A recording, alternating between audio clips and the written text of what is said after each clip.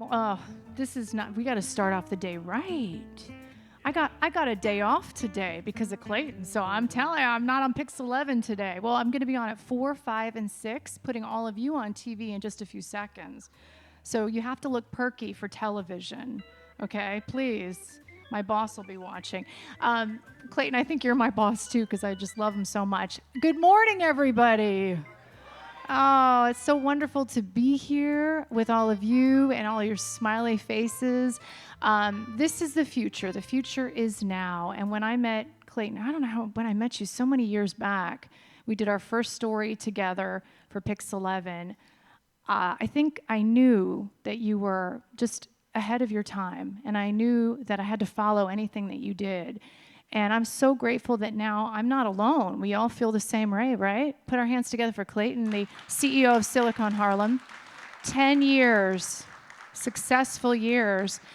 Now, everyone just says, oh, he's just such an overnight success, but he worked so hard for this. And I saw every day how hard he worked for the children, specifically the children of Harlem, because that's really what it's about. Everyone talks about real estate and investments and stock stuff.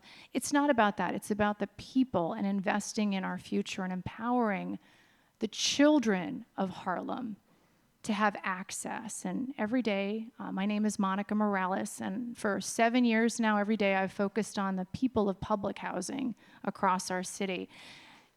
Thank you, thank you. And I'd like to say we're the only station doing that. I'm the only reporter in the country doing that. And the reason why I did that, and I think the Chief Technology Officer is here as well. Please put your hands together for our Chief Technology Officer is here. Last time I saw him was in a NYCHA development, and he has given, 300,000 residents across our city Wi-Fi, free cable. And do you know, when I would do stories on the people of public housing, they couldn't watch the story that I did on them. Can you imagine that? Not having that access? Children not being able to do their homework, having to drive or go to other neighborhoods to finish their homework. People like Clayton, people like our Chief Technology Officer are changing that. People like Mayor Adams are changing that, right? So we are so grateful for you and your hard work. Now, of course, I'd like to introduce a very special member of the Silicon Harlem family. He's known as the inventor of the internet. Is that right? Oh my goodness gracious. National Medal of Technology for founding and developing the internet from President Bill Clinton. Ladies and gentlemen, here is a special video from Mr. Vint Cerf.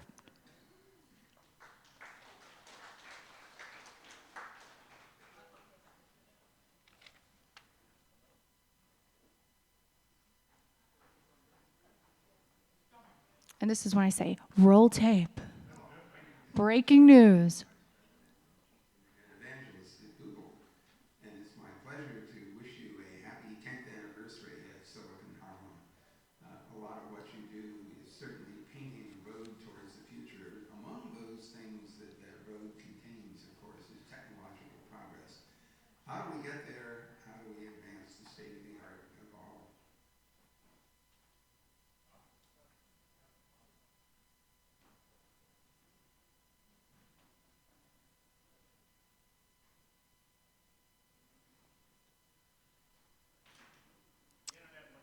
The internet went. But what an amazing character. Thank you so much for that. Hopefully we'll get it back. You think we'll get it back? Oh, I know that circle so well. I live with that circle. Yes, I do. Oh, there I am. Thank you. Okay. I'm back, and here he is. Hopefully we'll get that back. Now, when this happens to me in the studio, I usually have to move on or, talk about other things. Hello, my name is Vint Cerf. I'm Vice President and Chief Internet Evangelist at Google, and it's my pleasure to wish you a happy 10th anniversary at Silicon Harlem. A lot of what you do is certainly painting a road towards the future. Among those things that that road contains, of course, is technological progress. How do we get there? How do we advance the state of the art of all of our work? And one answer to that, of course, is more and better education. I'm sure you're well aware of that. I'm seeing an extraordinary evolution taking place, maybe even revolution at this point. Many years ago,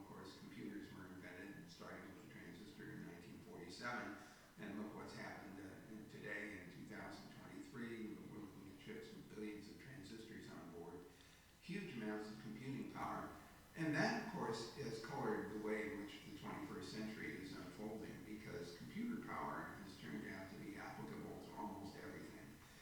Not a day goes by, I think, when some piece of software somewhere has either done something for us or to us. Those of you who have mobile phones, which is certainly a significant fraction of the world's population, something over 5 billion are known to be in use. Those devices, of course, have applications running on them that we rely on a day-to-day basis. If you're in the science fields or in engineering or anything, you know that computer cycles are very important to you. Applications that help us design, test, and imagine. Is surely a part of our world. I think the term computational X is appropriate for almost every value of X you can think of, whether it's astrophysics or linguistics or biology or almost anything else, history. So here we are with these power tools in our hands, and the question is, how do we make use of them to the best advantage? And here again, I think education is key.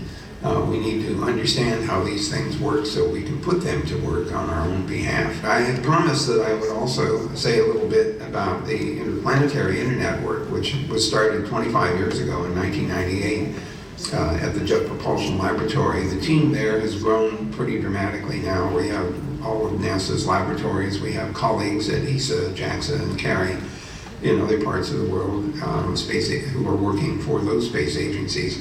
All of them looking forward to manned and robotic space exploration. And those of you who have been following events will know that we've reached the point now where commercialization of space is becoming more and more normal.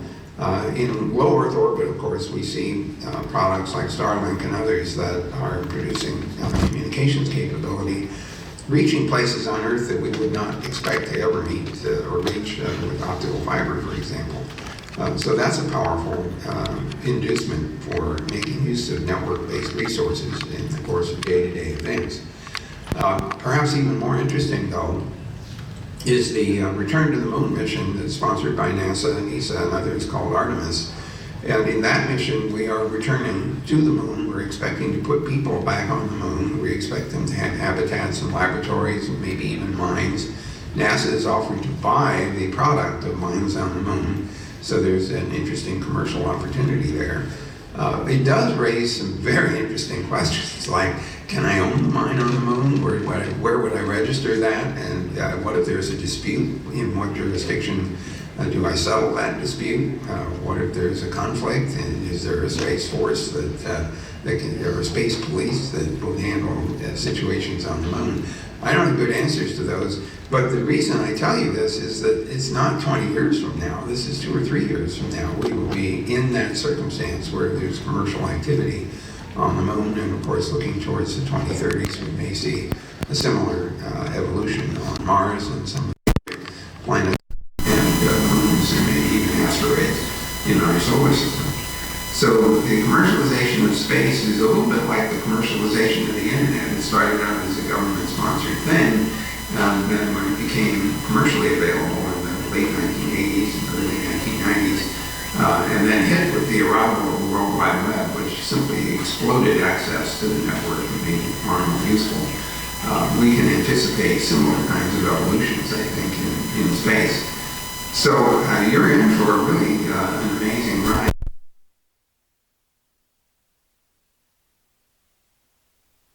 At least I'm here in the beginning chapters of the Interplanetary Backbone Network, which I hope will serve as a platform for accelerating the commercialization and exploration of space in our solar system, and perhaps in the very long term, visiting other star systems within our galaxy. Well, let's come back to Earth now. Here you are, you're in Harlem, and you're doing great things. And it's the 10th year in which you've met and accomplished so much. So I hope the next 10 years are equally, if not more satisfying and more productive, and contribute to a growing economy and a population that sees the future in positive terms. Meanwhile, see you on the net. Thank you, Vint. That was so inspiring. Now I'd like to introduce Kat Seibel and Marcus Johnson to the microphone. Come on up.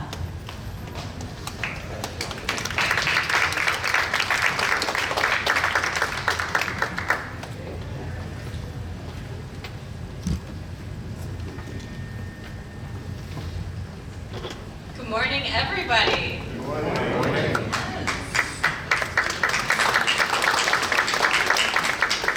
Thank you for coming out to the Next Gen 10 Conference, 10th edition. Another round of applause for that. So on behalf of the entire Silicon Harlem family, Marcus and I, we have the honor of introducing somebody special. We all know him. An entrepreneur, an innovator, a community leader. You know what I'm talking about? I think so. I just wanted to give a quick couple of words. So again, my name is Marcus Johnson. I'm the senior resident advocate for Silicon Harlem, and I work with our internet service provider arm, which is titled Better B, which stands for Better Broadband. We work directly in the community and try to really connect people to the internet, right? It's all about people having access to gain to the internet so they can take advantage of it. And so I've known the Silicon Harlem for a long time. I think it's kind of around 2018 when I got introduced to them. And I've always had a passion for technology, always had a passion for my community of Harlem, born and raised over here in the community. And so once I heard of the Silicon Harlem mission, it was always kind of my mission to get a part of the team officially. And so as of this year, I've been officially part of the team, doing some great work with them, very excited for what we got planned moving forward. And so throughout this time with me knowing of Silicon Harlem, it's been a great opportunity to deepen my relationships, but also Clayton, who we're going to be introducing to the stage in a moment. He's always has shown great leadership, but he has also presented himself to be a great mentor of mine as well. And so with that being said, right, let's wait no longer in introducing A true Harlem Night yes to the stage. And so together, we're going to bring the man, the myth, the legend, Mr. Clayton Banks.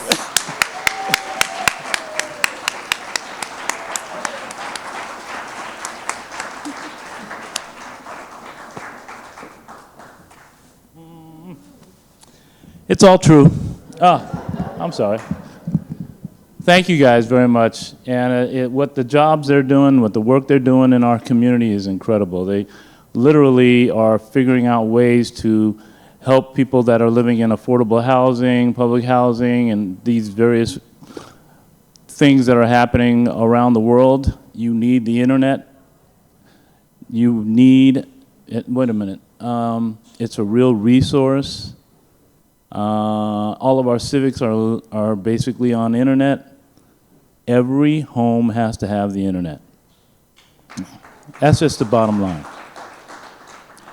And having Marcus and Kat going out into the streets of New York City and talking with people, which is what is desperately needed. This isn't just talking about internet, it's talking to people. Does anybody hear what I'm saying to you? This is not just how great the technology can be, it's the impact we can do for so many people, where we see people that are, some people have a single parent trying to get their kid to school and get to a job at the same time. How are we addressing those issues to make it more efficient? So these are the things we're going to continue to work on. We've been working on this for a long time, and we've made some success, but we're not satisfied. And having you people here, which most of you have probably been here almost the entire 10 years with me, it's very gratifying on our side that we have help. It's not just us doing this, it's all of us in this room and more. And I do have to say that, having people like you, but people who we're serving, it really gets you really understanding why a community is called a community, right? Conversations, communication, all those type of things that you probably have heard along the way, what's happening in this city. And I'm very proud that we're seeing progress on all levels, but there's still a long way to go. So I want to also just say thank you to all those who've been working so hard on this particular conference, putting it together. My crazy sister, her name is Roxanne. She is here. She's the crazy woman running all around the place. She's 1 year younger than I am, so we're very close for for all of our lives. And so I'm just so grateful for her. She actually lives in California, and so she comes here to New York just to work on this, and she's also running a nonprofit called See Better Foundation, which you'll learn more about that today. But again, I just want to thank my sister and all of those who are volunteering here, all of those who are sticking with us. Like I said, we have a lot to do. We still have a lot to do. So all of you who are in this is so important for us to be able to do what we're doing. And I have to say, you know, PIX 11, Morales, if you haven't checked out that you're missing. She's been very, very good to all of us, but she's all in with Harlem. If you watch PIX 11, any story you see, there's going to be a Harlem story for Morales. So I really, really hope that all of you will take a look. If you haven't already, please get on top of that. It is amazing. And she's actually helped so many people move forward as a result of that kind of access and exposure that she provides for so many of us. And her passion, at least I'm going to maybe say it for you, she has a lot of passions, but one she does is not only just Harlem, but the people in the Harlem, especially young people. And I really appreciate that. She's been in our office many times. She walks the streets, and I am grateful that you're here to be our MC today, at least for the morning. Thank you. Oh, baby.